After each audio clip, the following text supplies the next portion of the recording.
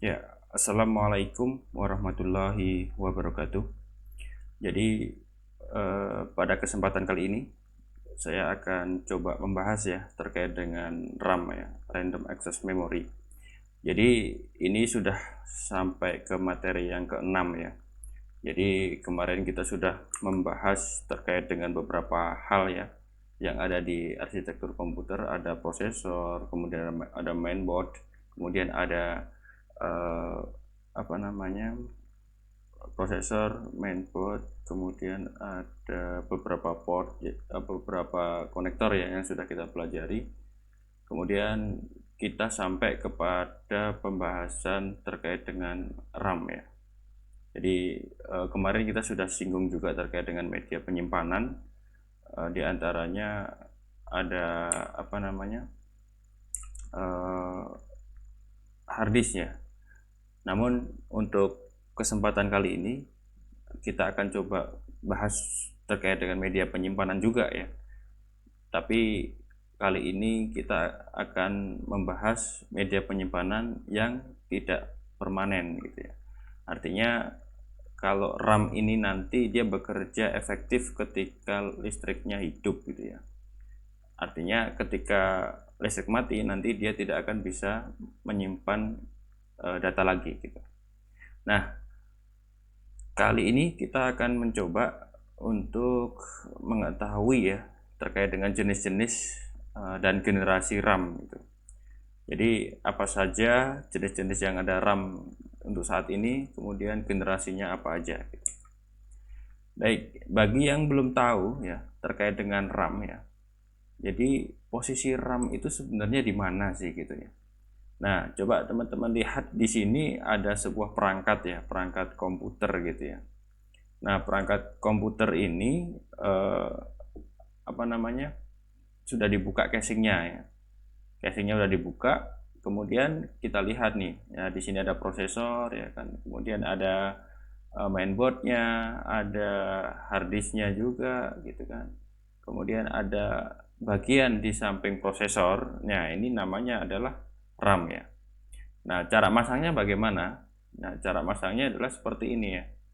Jadi biasanya kalau saya memasang RAM ya, itu biasanya paling akhir ya. Artinya paling akhir di antara komponen-komponen yang lainnya. Jadi pertama biasanya saya memasang itu mainboard dulu, kemudian prosesor ya, mainboard dan prosesor.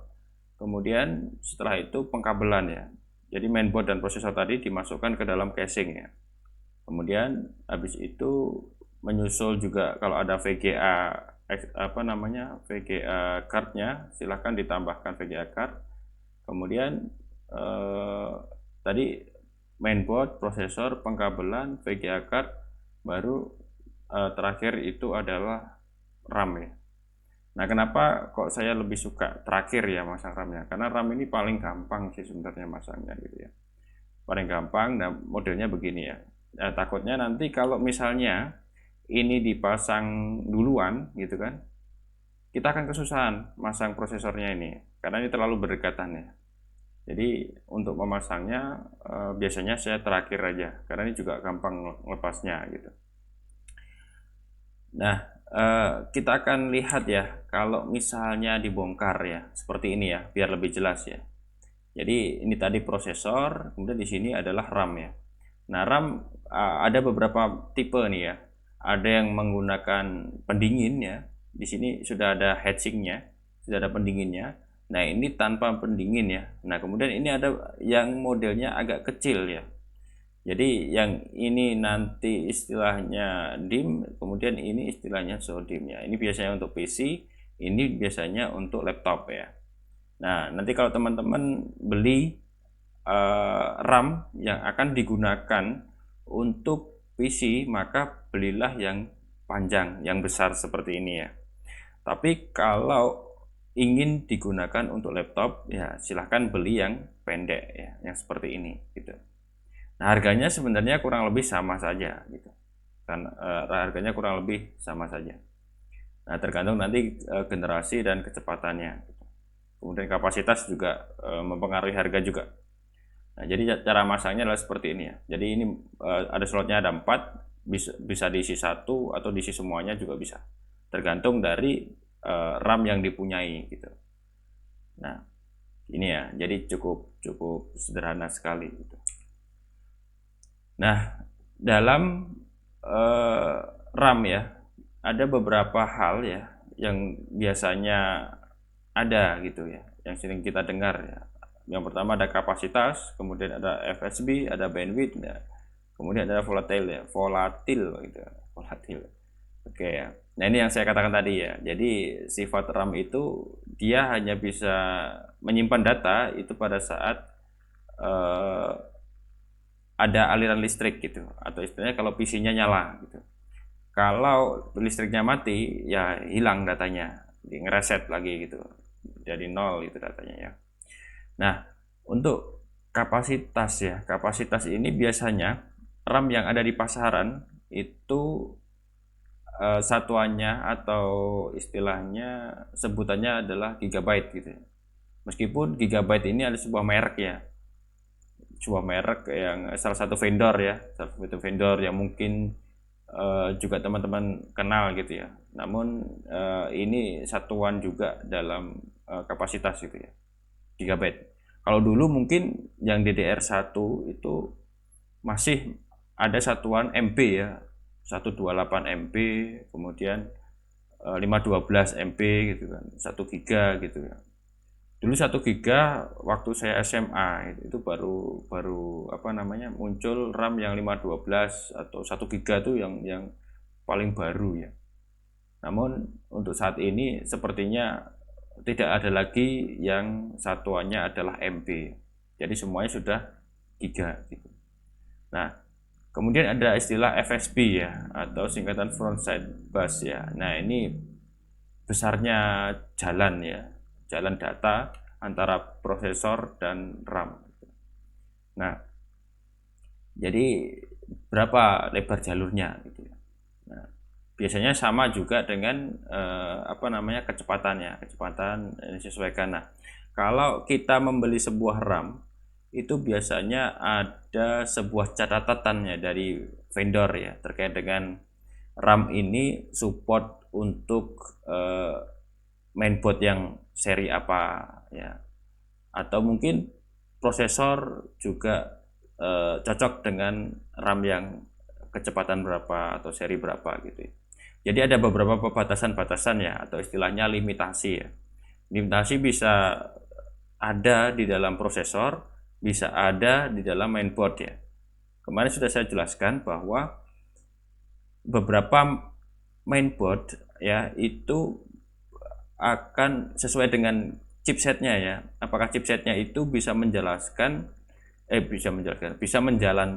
bisa menjalankan kecepatan prosesor sampai atau dukungan memori itu sampai berapa. Nah, itu dicek di vendor pembuatnya ya. Rata-rata kalau chipset yang kelas menengah biasanya dia nggak akan bisa mensupport RAM kecepatan tinggi ya. Apalagi yang bawah ya nggak akan bisa support apa namanya memori dengan kecepatan yang sangat tinggi ya. Jadi disesuaikan, dicek dulu mainboardnya itu atau motherboardnya itu support di RAM berapa kapasitasnya gitu ya. Bukan kapasitas ya, speednya, kecepatannya ya. Kalau kapasitas sih nggak terlalu ngaruh ya. Jadi yang perlu dicek adalah dia bisa berjalan di frekuensi berapa gitu. Ada nanti beberapa catatan-catatan yang biasa ditinggalkan oleh vendor pembuat prosesor dan vendor pembuat mainboard ya. Terkadang kebiasaan di prosesornya Intel itu suka memberikan sebuah batasan ya, artinya prosesor yang seri Celeron atau seri apa namanya seri mungkin yang Pentium kelas-kelas rendah gitu ya, belum Core i5 ke atas, itu biasanya dia nggak akan bisa support memori yang kencang gitu ya. Dia akan bisa support memori yang standar aja gitu, mungkin hanya memori yang tipe sekian gitu. Nah, itu semua ada catatannya vendor pembuat prosesor maupun vendor pembuat mainboard ya, terutama di kesesuaian dengan chipsetnya. Nah, itu perlu diperhatikan oleh teman-teman ya, jangan sampai nanti salah beli ya. Nah, nanti bagaimana caranya untuk mengetahui? Nah, nanti kita akan juga ada di slide berikutnya ya. Jadi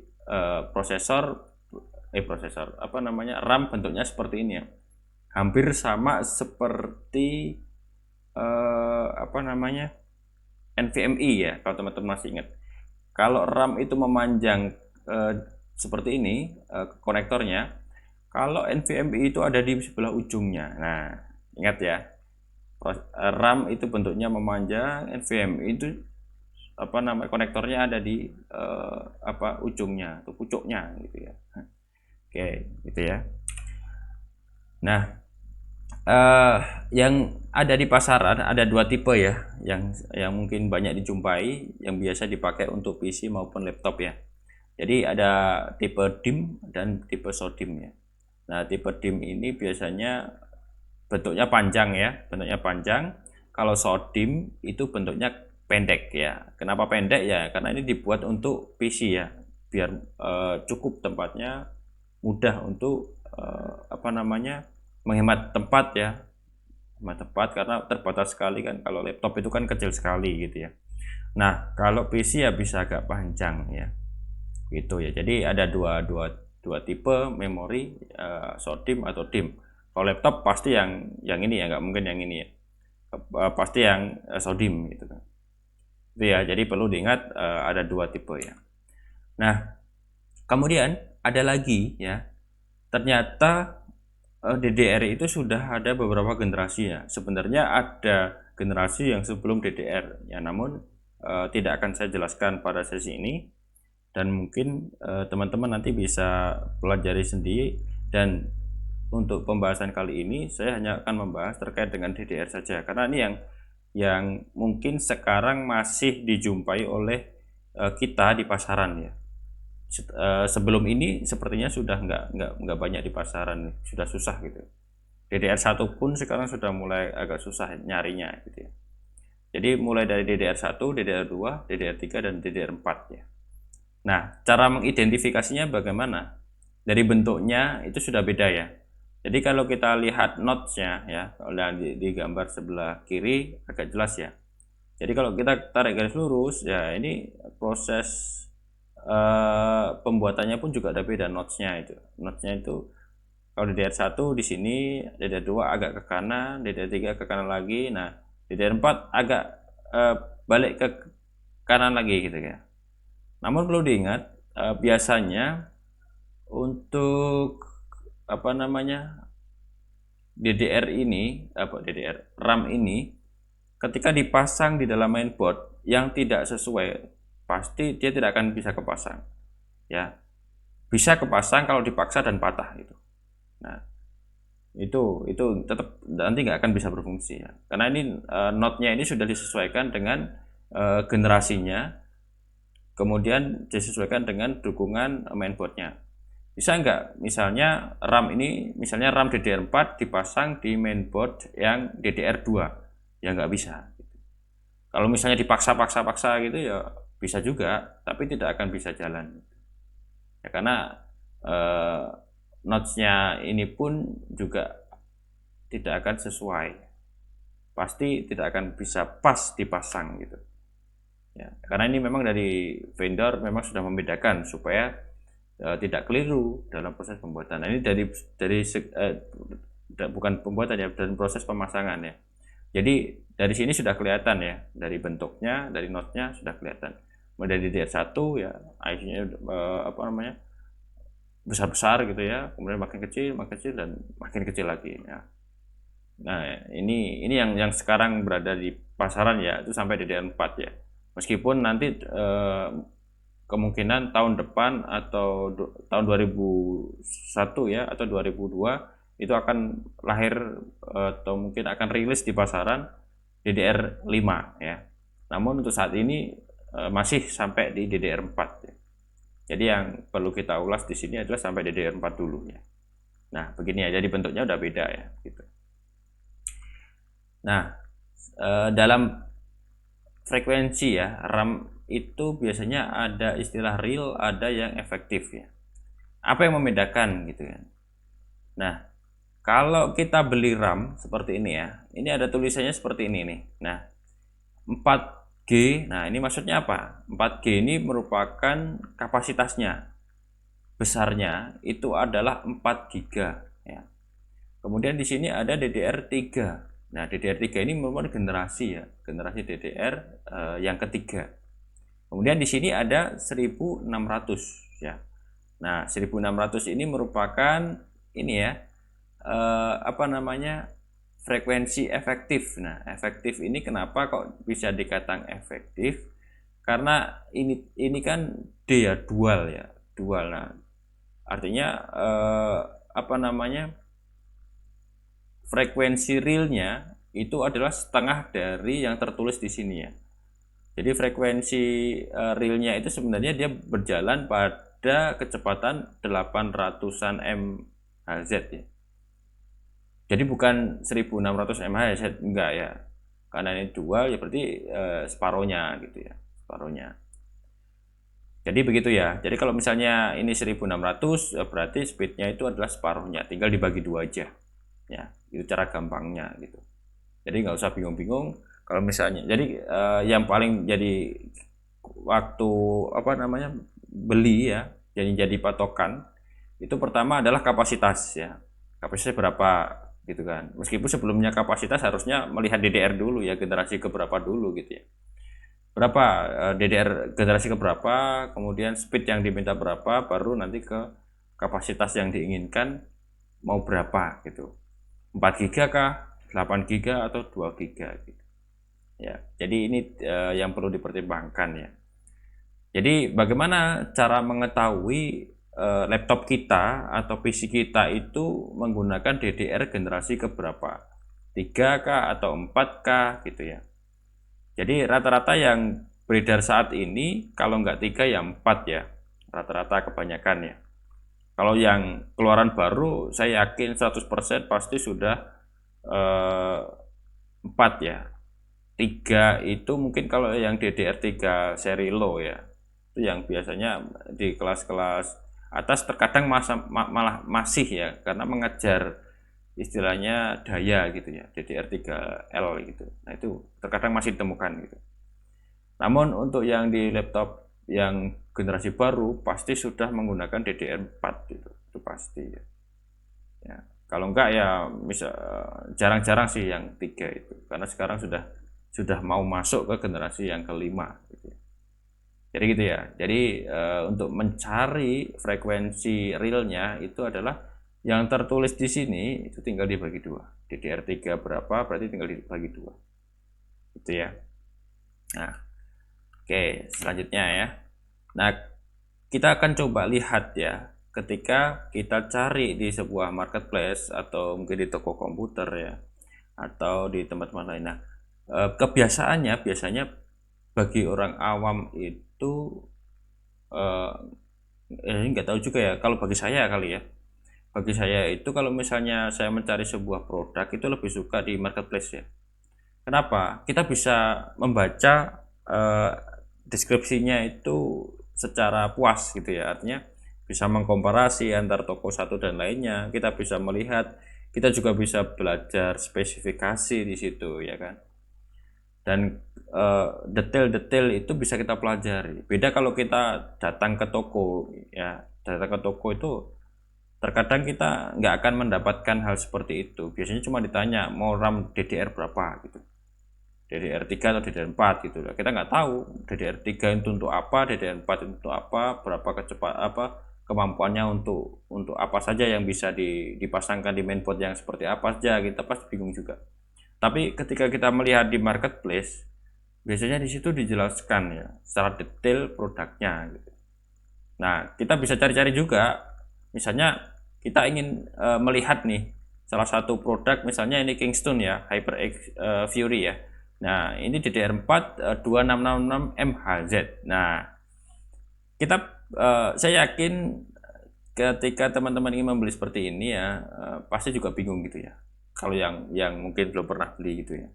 Nah, gampang nih, misalnya ini apakah support dengan PC teman-teman, ya tinggal cari di Google gitu ya, dengan tipe mainboard yang teman-teman punya beserta dengan prosesornya ya.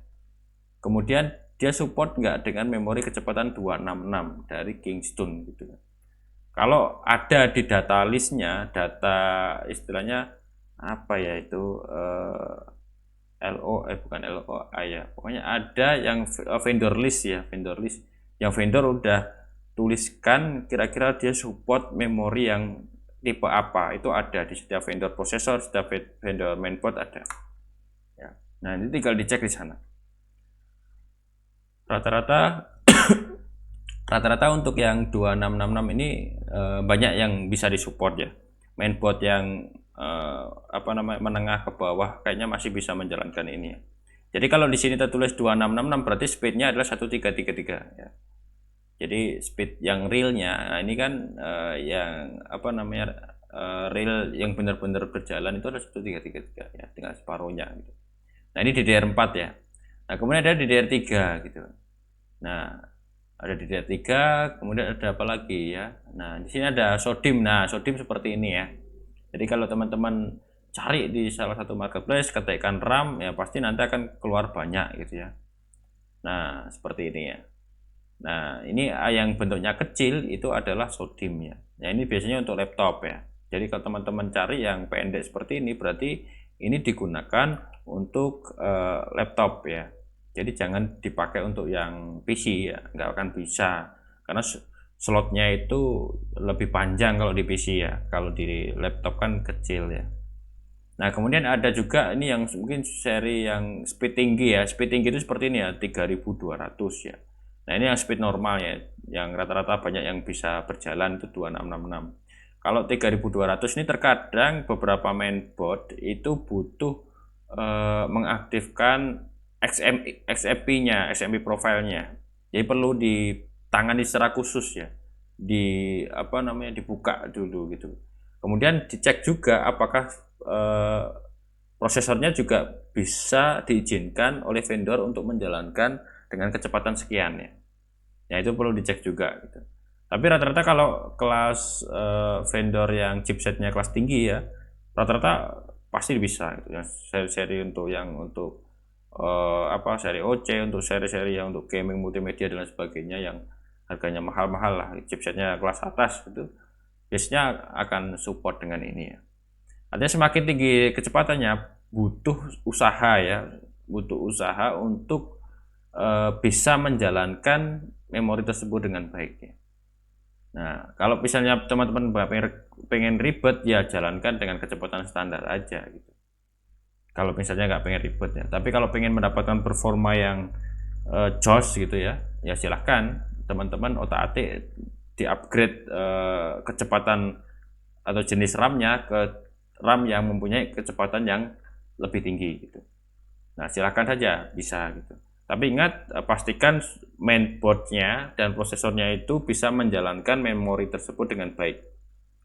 Terkadang ada beberapa kasus ya, wah saya beli RAM baru, tak pasang di komputer kok nggak nyala gitu, nggak jalan gitu ya. Jadi malah bermasalah ketika saya lepas ya, oke gitu. Nah, ada kasus seperti itu. Nah, coba dicek di mode pengaturan XMP-nya ya, apakah di situ sudah di set dengan baik gitu kan. Apakah mainboard-nya support, apakah prosesornya support. Kalau support pasti akan berjalan dengan baik. Dan yang RAM yang punya spesifikasi kecepatan yang kelas tinggi pasti butuh mengaktifkan XMP-nya. Jadi profilnya perlu di set, pasti itu. Ya. Karena saya yakin semakin tinggi ini pasti semakin butuh setting lah, usaha gitu untuk mengaktifkan gitu. Tapi kalau nggak mau ribet ya cari yang standar aja. Nah, ini ada DDR3 ya, DDR3. Nah, ini DDR2 masih nih ya. DDR2 masih ada juga ya. Ternyata mulai dari DDR2, DDR3, mulai dari DDR4 ya. Nah, ada ternyata ya. Nah, kemudian bahkan sekarang RAM itu ada juga lampu-lampunya gitu ya. Jadi semua serba milenial ya, RGB ya, mulai dari cooling itu sudah mulai ada merah hijau kuningnya gitu kan, RGB-nya. Bahkan sekarang RAM pun tidak luput dari sebuah perhatian para vendor ya untuk menciptakan sebuah nuansa mungkin milenial lah gitu ya. Ada warna-warninya gitu. Nah, dari RAM mungkin cooling ya, kemudian ada casing ya, casing bahkan casing juga ada warna-warninya gitu. Ya tujuannya untuk apa ya? Mungkin untuk menciptakan sebuah nuansa yang baru gitu. Kalau dulu mungkin casing itu disembunyikan, nah sekarang malah ditampakkan gitu. Dilihatkan, oh ini loh casing gitu kan, ada warna-warni, ada apa namanya lampu-lampunya dan lain sebagainya gitu. Nah, itu sekarang sudah semakin ditonjolkan, bukan disembunyikan tapi malah ditonjolkan, menjadikan sebuah apa namanya pameran ya, atau mungkin bisa dipajang gitu ya. Jadi semakin lebih apa namanya untuk menarik ya gitu. Nah, ada banyak seri ya, sesuaikan aja dengan tipe yang teman-teman punyai.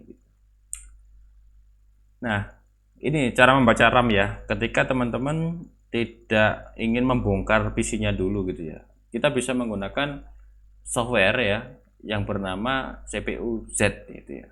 Ya ini salah satu software ya, salah satu software yang bisa teman-teman gunakan untuk melihat spesifikasi RAM yang ada di dalam komputer teman-teman ya. Nah ini secara detail ya, meskipun menggunakan My Computer ya, di sistem itu kita bisa lihat ya, tapi ini lebih detail lagi ya. Kita bisa melihat frekuensinya, kita bisa melihat clocknya gitu ya, timingnya istilahnya gitu. Nah kita menggunakan CPU Z. Nah silahkan cari, ketikkan di search engine CPU Z. Nah pasti udah langsung keluar logonya seperti ini ya. Nah ini juga biasa yang banyak dipakai oleh overclocker ya. Jadi untuk mengecek tingkat atau mungkin spesifikasi dari memori ya, yang mereka punya. Ya, nah ini cara kita ada banyak ya, ada beberapa menu ya. Cara kita untuk membaca ya, klik di menu memori ya. Biasanya nanti nggak langsung ke memori ya, mungkin di CPU ya. Klik yang bagian memori, kemudian bagian general, terus size itu 16 GB. Ini maksudnya adalah kapasitasnya ya, atau ukurannya. Kapasitasnya RAM itu adalah 16 GB. Nah, sedangkan frekuensinya itu adalah 1066 ya. Nah, seperti itu. Kemudian clocknya, timingnya adalah 15 15 15 36 gitu ya.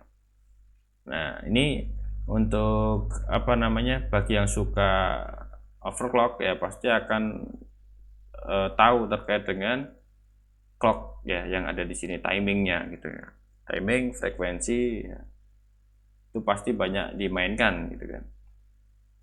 Nah ini salah satu software ya, atau mungkin ada software lagi yang lainnya, itu adalah contohnya adalah Speci ya, atau mungkin AIDA 64. Nah itu juga software yang bisa kita pakai untuk membaca RAM ya. Nah tapi yang paling banyak atau umum digunakan ya kalau nggak Speci ya CPU Z gitu ya. Ini yang paling banyak, yang paling populer ya. Mungkin di apa namanya kalangan awam atau mungkin di overclocker juga banyak yang pakai ini ya.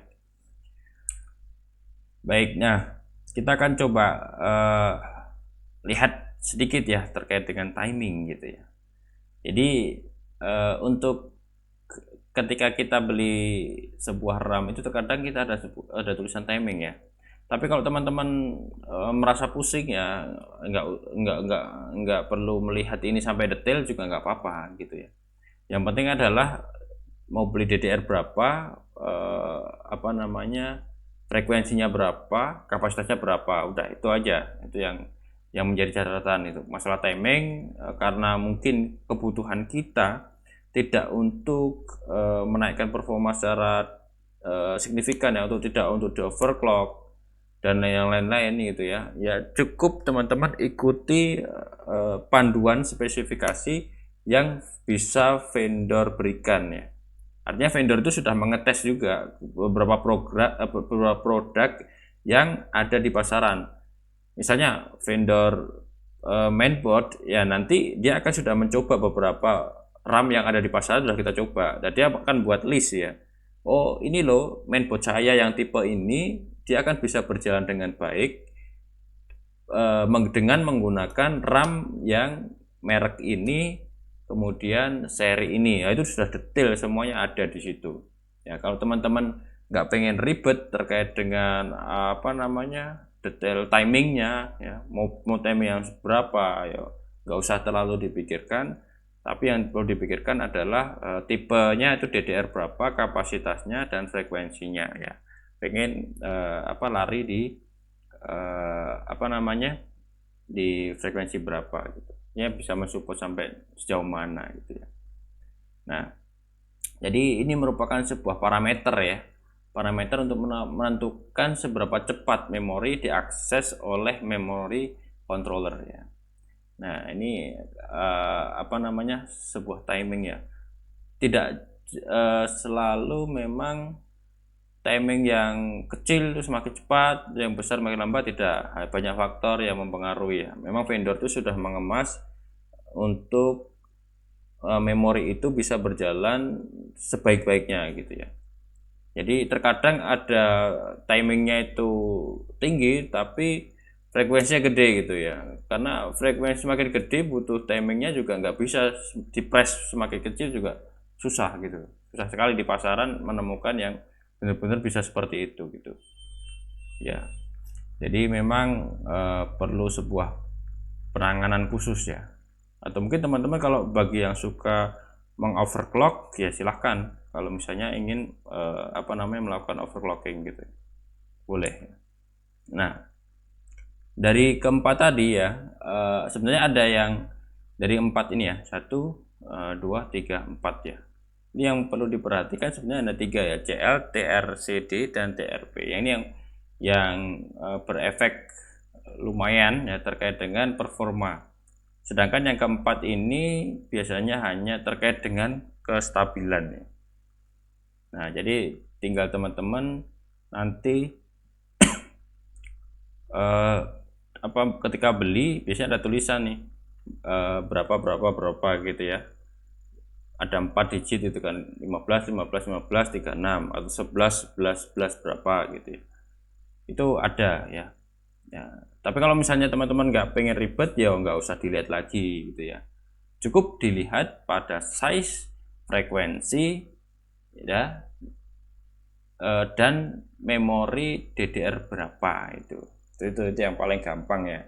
Kalau saya dulu begitu ya. Jadi karena saya nggak terlalu pengen atau nggak tahu terlalu detail ya, jadinya saya cukup melihat ini generasi berapa sih, DDR berapa, pengennya kapasitas berapa ya kan, kemudian support ke memori yang berapa gitu. Itu aja gitu. Nah, jadi itu yang akan menjadi pertimbangan ketika kita ingin membeli sebuah apa namanya RAM ya. Nah, kita akan lihat lagi ya. Jadi kalau misalnya teman-teman ditanya nih, mana yang lebih baik antara RAM yang sudah ada hedgingnya atau tanpa hedging gitu ya. Kalau saya ditanya begitu, pasti yang ada hedgingnya yang bagus ya. Tujuannya apa? Kalau untuk gaming, rendering dan lain sebagainya, cari yang ada hedgingnya ya. Ini pasti akan lebih stabil, lebih dingin itu ya dibanding dengan yang tanpa apa hedging ya. Hedging ini tujuannya untuk mendinginkan ya, untuk melepas panas gitu.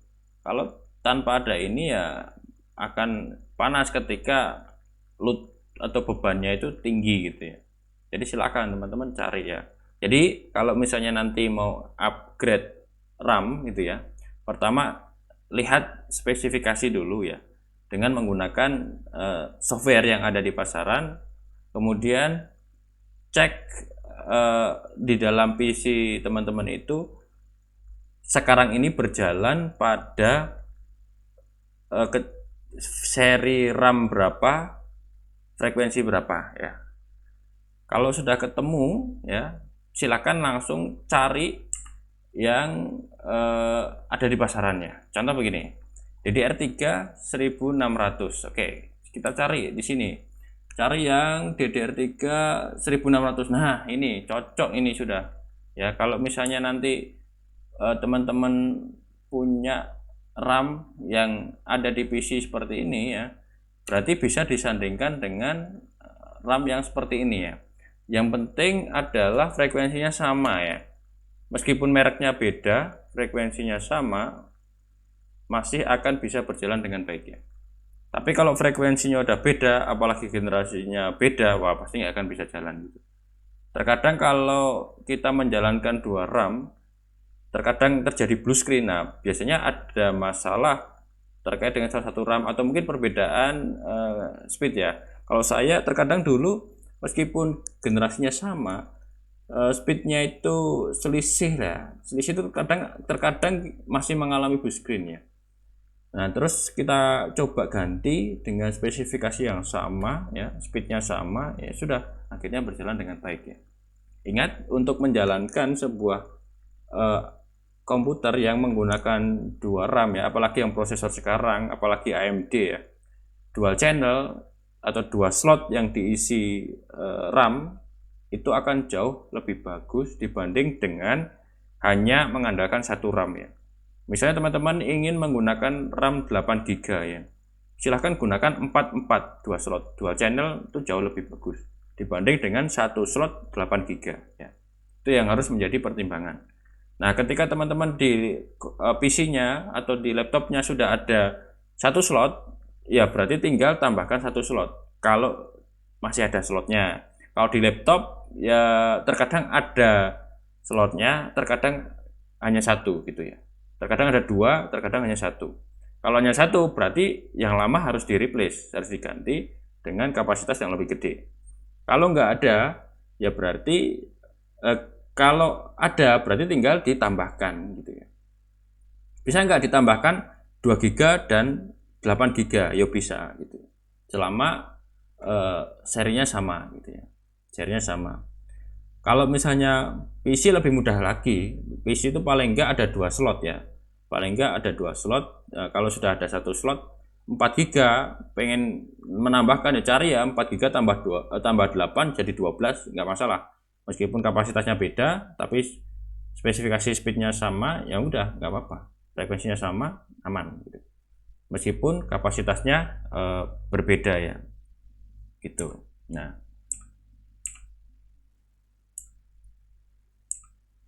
Nah, gitu ya. Nah, kemudian tadi sampai sini ya. Oke. Nah, untuk pada dasarnya bagaimana sih RAM yang kenceng itu ya? Apakah frekuensi besar dan timing ketat itu ya?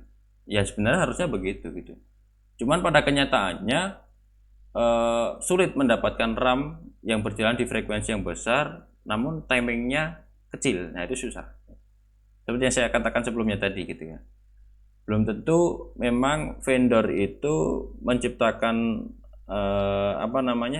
timingnya gede, kemudian frekuensinya lebih kecil, lebih besar, ya belum tentu itu lebih lambat.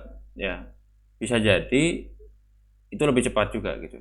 Tergantung tuning yang dilakukan oleh vendor ya. Jadi cukup ketika teman-teman beli, pastikan 3 hal tadi: versi DDR-nya, kemudian berapa kapasitasnya, dan frekuensinya berapa, dia berjalan di berapa. Udah itu saya rasa paling aman ya, gitu ya. Nah, kemudian ini ada generasi nih ya, ada generasi dari RAM gitu ya. Nah, pertama ada generasi yang pertama nih ya. Generasi pertama itu yang generasi yang jadul itu ya. Clocknya itu hanya 100, 133, 166 dan 200 gitu ya. Tahun 96 ya, dikembangkan sampai tahun 2000. Nah, ini DDR1 muncul ya. Jadi ini sudah menggunakan DDR ya. Sebenarnya ada SDR ya, SDRAM ya. Itu sebelumnya, sebelum ini DDR, cuman nggak akan saya jelaskan di sini ya. Saya hanya menjelaskan yang kira-kira masih ada di pasaran aja gitu. Jadi DDR yang sekarang mungkin agak susah untuk dicari itu. Jadi satu ya. Nah, kemudian DDR2 ini tahun di atas tahun 2000 ya berarti ya. Nah, ini sudah lebih kencang lagi ya. Yang sebelumnya itu maksimal 400 ya, 200 MHz. Nah, sekarang udah naik itu ya. Minimal di DDR2 itu adalah 400 atau 200 gitu ya. Nah, sampai ke 1066. Nah, ini DDR2. Namun perlu diingat, ini kecepatannya 2 kali lipatnya ya dari yang generasi yang pertama. Ya, ini ada DDR2. Nah, ada apa namanya, standarnya ada ini ya, 400, 533, 667, 800, 10, 66. Nah, ini yang perlu menjadi perhatian teman-teman adalah mulai dari generasi 3 ini ya. Jadi ini tahun 2007. Clocknya tidak terlalu berbeda jauh dengan DDR3. Namun di sini mengejar frekuensi yang semakin ditingkatkan serta voltase yang diturunkan gitu ya. Jadi yang sebelumnya di DDR1 itu 2,5 sampai 2,6 volt, di DDR2 ya memerlukan 1,8, dan DDR3 ini hanya memerlukan 1,5 volt ya. Jadi ini memang speednya nggak jauh beda, tapi transfer frekuensinya itu dinaikkan. Clocknya itu hampir sama aja ya, namun frekuensinya yang dinaikkan gitu. Nah, dan voltasenya juga menurun. Namun di DDR3 ini ada yang 8 GB satu keping ya. Kalau di DDR2 nggak ada. DDR2 itu kalau nggak salah 2 GB atau 4 GB itu yang paling gede ya. Nggak ada yang lebih gede. Yang mulai dari ada 8 GB itu di DDR3 ya. Jadi kalau teman-teman sekarang ada DDR3 2 GB, bisa beli satu keping lagi. Misalnya kalau ada 2 slot ya, yang 8 GB, artinya udah jalan 10 GB gitu. Udah jauh lebih bagus ya, lebih kenceng ya. Maksudnya lebih lega ya, bukan berarti lebih kenceng ya, lebih lega lah gitu ya. Nah, oke, sekarang ada DDR4 ya. Nah, DDR4 ini rilis tahun 2014 ya. Penerus dari generasi ketiga atau DDR3. Nah, perbedaannya ini salah satunya memorinya itu yang paling gede itu sudah ada 16 GB ya. Jadi kalau misalnya ada 2 slot, nah bisa 32 GB itu luar biasa, itu lapang sekali ya. Jadi ibaratnya mau multitasking sebanyak apapun ya nggak akan ada masalah gitu, karena udah cukup lega sekali gitu. Nah, frekuensinya ini sampai 3200 ya. Konsumsi dayanya ini yang jos ini ya, hanya 1,2 volt gitu ya. Nah, kemudian bentuknya seperti ini tadi ya. Nah, ini DDR4 ya. Nah, sekarang kita akan menantikan ya kehadiran dari DDR5 ya. Itu rencananya tahun 2001 ya. Tahun 2001 rencana. Nah, kapasitas satu kepingnya itu bisa mencapai 128 GB. Wah, ini lebih gila lagi itu. Jadi kecepatan juga kencang sekali gitu ya. Dan voltasenya sudah turun nih 1,1 gitu. Nah, yang tersedia minimal 8 GB nih ya, 8 GB, 16, 24 sampai 64. Nah, ini ada yang dijanjikan juga untuk sampai ke 128 gitu. Namun kemungkinan yang ada di pasaran yang ini ya. Artinya ini nggak agak sulit untuk dicari mungkin nanti ya. Sebenarnya ada di DDR4 itu sampai 32, cuman apa namanya, yang tersedia di pasaran ya yang ini kebanyakannya. Nah, nanti kemungkinan DDR5 juga ini 8, 16, 24, 32 dan 64 gitu. Itu ya terkait dengan DDR ya. Baik, untuk pertemuan kali ini saya cukupkan sekian. Mudah-mudahan yang kita pelajari kali ini bisa mendatangkan manfaat. Ada kurangnya mohon maaf.